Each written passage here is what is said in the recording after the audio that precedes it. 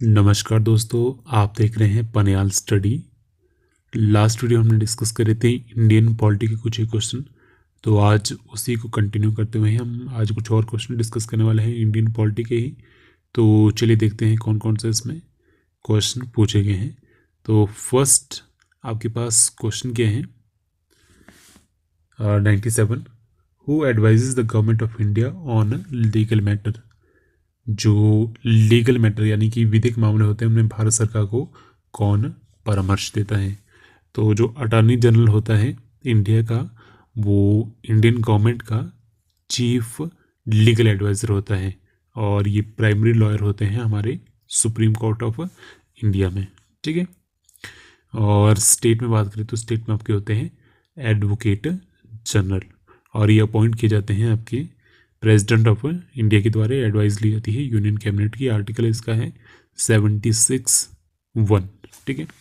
और at present जो हमारी अटॉर्नी जनरल है वो है के वेणुगोपाल। वेणुगोपाल। ठीक है। तो यहाँ पे जो आपके पास करेक्ट आंसर वो है ऑप्शन ई, अटॉर्नी जनरल।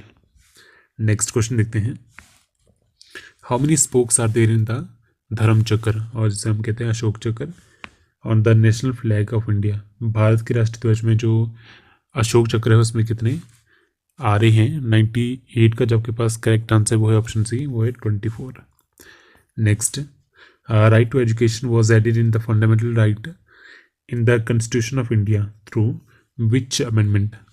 तो भारतीय संविधान में जो मौलिक अधिकार हमें दिए गए हैं उसमें शिक्षा का अधिकार इसे कब सम्मिलित किया गया था। तो देखिए ये भी आपके पास काफ़ी इंपॉर्टेंट है।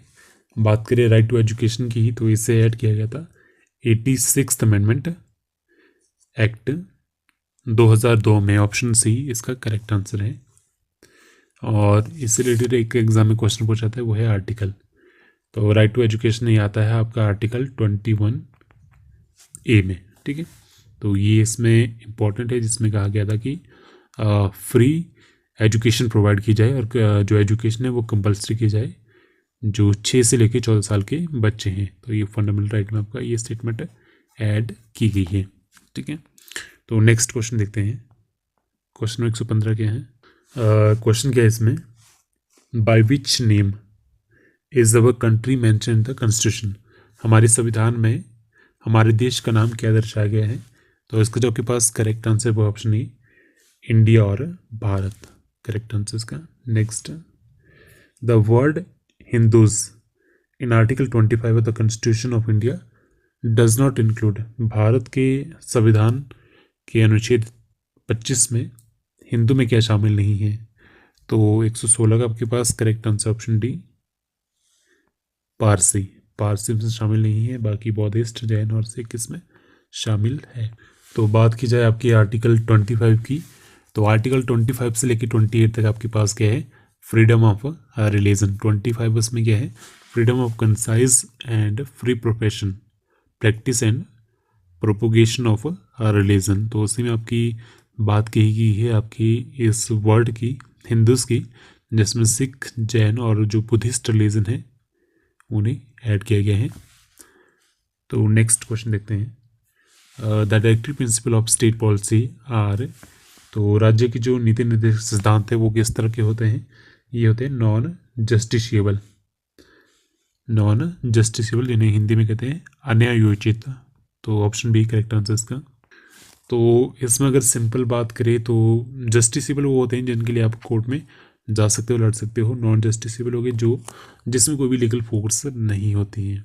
ठीक है, उनके वॉयलेशन के लिए। तो ये सिंपल आप इसका मतलब समझ सकते हो। तो फिलहाल इसको यहीं तक रखते हैं। तो नेक्स्ट क्वेश्चन देखते हैं, कभी आगे इसका क्वेश्चन आएगा तो उसमें हम डिटेल में बात करने की कोशिश करेंगे। नेक्स्ट क्वेश्चन क्या है, तो next question 118, all the executive power in Indian constitution are vested with. भारतीय संविधान में जो सभी कार्यकारी अधिकार है वो किस में निहित है।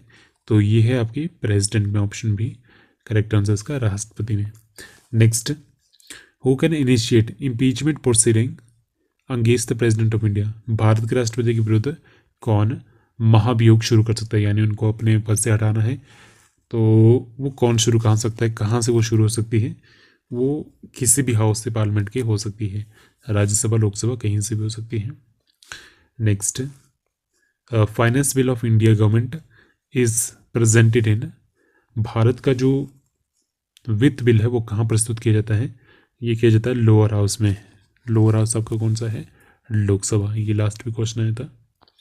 Next, when was the wealth tax first introduce in India, Bharat में सबसे पहली जो संपत्ति कर है वो कब किया गया था? तो इसका जो आपके पास करेक्ट आंसर वो ऑप्शन बी 1957 में। ठीक है, और कमेंट करके बताएं कि जो वेल्थ टैक्स है वो किस तरह का टैक्स है, डायरेक्ट और इनडायरेक्ट टैक्स।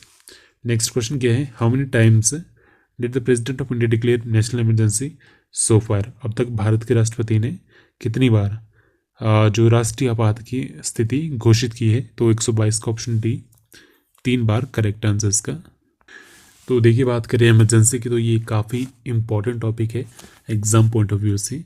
तो हमारे संविधान में 3 तरह की इमरजेंसी बताई गई है, तो उनके आर्टिकल भी इम्पोर्टेंट है और आर्टिकल किस इमरजेंसी से रिलेटेड है वो भी आपके लिए इम्पोर्टेंट है। ठीक है, और जो इमरजेंसी का प्रोविज़न है वो कहाँ से बोरो किया गया है? तो पहला क्वेश्चन तो एग्जाम में यही पूछा जाता है, तो वो किया गया है जर्मनी से। ठीक है, उसके सोर्स क्या है? जर्मनी। ठीक है, तो नेक्स्ट इसमें क्वेश्चन बनता है कि आर्टिकल कौन कौन से हैं। तो पहला जो आर्टिकल है आपका इमरजेंसी का वो है आर्टिकल 352। ठीक है, ये कौन सा किस तरह की इमरजेंसी है? ये है नेशनल इमरजेंसी, नेशनल इमरजेंसी। ठीक है, जो कि 3 बार लगाई गई है।